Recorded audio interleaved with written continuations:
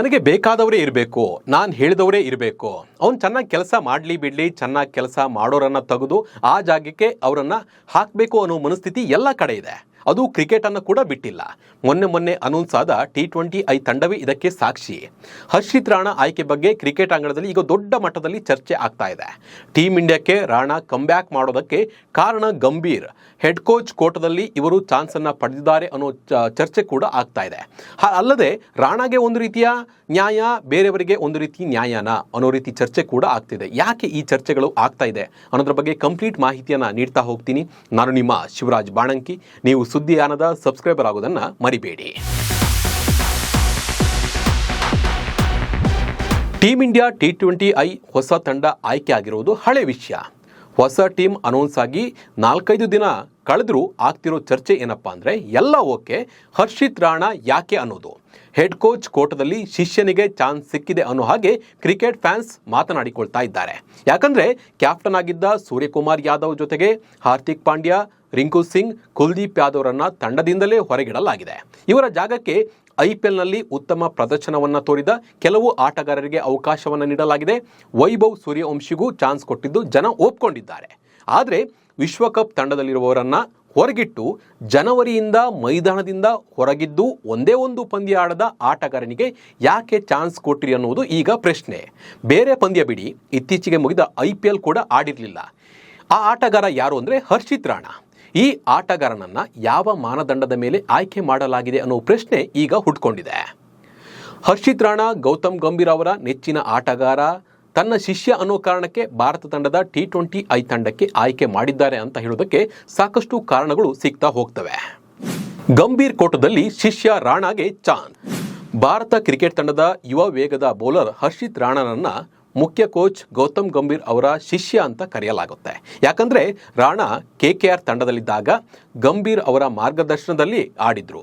ಗಂಭೀರ್ ಅವರು ರಾಣಾ ಅವರ ಪ್ರತಿಭೆಗೆ ಫಿದಾ ಆಗಿದ್ರು.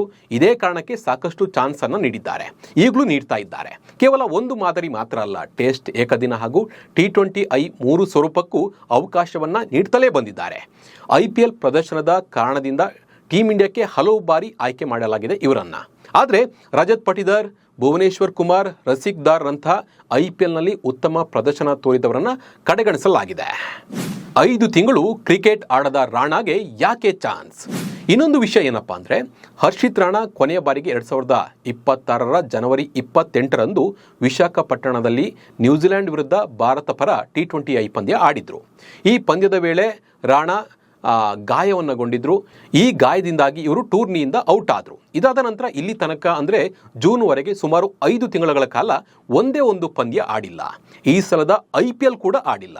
ಹರ್ಷಿತ್ ರಾಣಾ ಚೇತರಿಕೆ ಬಗ್ಗೆ ಇನ್ನೂ ಯಾವುದೇ ಮಾಹಿತಿ ಬಹಿರಂಗಗೊಂಡಿಲ್ಲ. ಅವರು ಗಾಯದಿಂದ ಚೇತರಿಸಿಕೊಂಡಿದ್ದಾರಾ ಅಥವಾ ಇಲ್ವಾ, ಫಿಟ್ನೆಸ್ ಟೆಸ್ಟ್ ಕ್ಲಿಯರ್ ಮಾಡಿದ್ದಾರಾ ಅನ್ನೋ ಮಾಹಿತಿ ಕೂಡ ಇಲ್ಲ. ಆದರೂ ಇವರಿಗೆ ಚಾನ್ಸ್ ಸಿಕ್ಕಿದೆ.